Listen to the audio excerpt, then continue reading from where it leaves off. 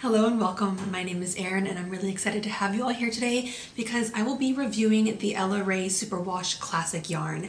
Now before I go ahead and get into all of the nitty-gritty details on this yarn was sent to me by Knitting Fever, and for all of those who don't know, Knitting Fever is a yarn distributor. They distribute their yarns and supplies to local yarn shops and small businesses who can then supply it on their shelves, allowing you to shop small and shop locally. But the really great thing is that on Knitting Fever's website, they have a store locator, which allows you to search for any small businesses or local yarn shops that are located near you, at which point you can drive to or visit these shops and support their businesses as well. So thank you again to Knitting Fever for sending these over to me. They supplied me with two different shades, again in the Ella Rae Superwash Classic Wool. So this first colorway that they sent over is in color 1004. This is Obsidian. To me, this is kind of like a pure jet black.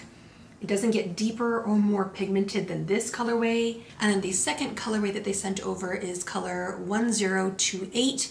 This is Garnet Red. So let's go ahead and jump into the review. So this is Ella Rae's Superwash Classic Wool. I should note that this is labeled as a machine washable South American wool, which means again, you can throw this into the washer, and then you do want to make sure that you lay this flat to dry. And each ball of yarn runs at 100 grams, which roughly translates to 219 yards or 200 meters. This fiber is also labeled as a number 4 medium or worsted weight fiber. In true superwash fashion, this yarn has a ton of squish, so without fail, this is going to be very delectable, very squishy and creamy type of fiber. I will say that this is not the softest superwash yarn that I have ever felt, but in my opinion, it's kind of very basic fiber. It's going to be like your everyday go-to reliable type of yarn. As I kind of untwisted the yarn, I discovered that this is a 4-ply fiber, but of course, as it's resting naturally, it's very smooth. Superwash yarns are also known for having really great stitch definition, so I wanted to test out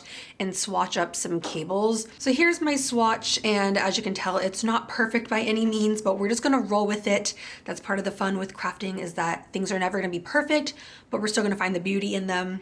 So here with my swatch, of course, I wanted to crochet, and I ended up using a 5.0 millimeter crochet hook. Now, of course, the yarn label does suggest to use a 5.5 to a 6.5, so technically I did size my hook down. As I was kind of looking at the yarn on the ball, it seemed more like a very lightweight worsted, which is why I chose to size my hook down so much. But as I started working up with my cable swatch, I will have to say that my stitches started getting pretty tight and my work is starting to curl a lot. So I would have to say that this is definitely and safely a standard number 4 worsted weight. And in the future, I will have to size my hook up to what they suggested. So like a 5.5 to a 6.5, but nonetheless, you can really make out all of the texture on these cables. I think that they turned out so gorgeous. I love that you can really make out these front post stitches and just how the work is laying on top of itself.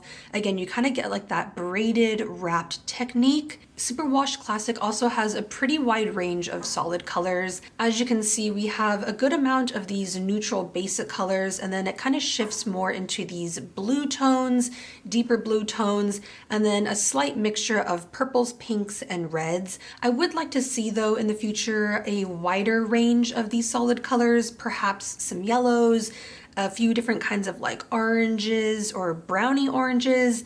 Honestly, just kind of like expanding upon more of their neutral colors. And as I was mentioning earlier, this type of yarn is going to be really great for almost any type of wearable, whether you're looking for a scarf, a little cardigan, cabled types of sweaters, or even children's blankets. Honestly, there's so much that this yarn can cover. So it's really going to be like your basic workhorse yarn. And if you're looking for any further information on this fiber, you guys want to peruse the full color selection, or even take a glance at the different patterns offered with this fiber, you can check out knittingfever.com. And that is going to be it for today. Thank you guys, and I'll see you soon.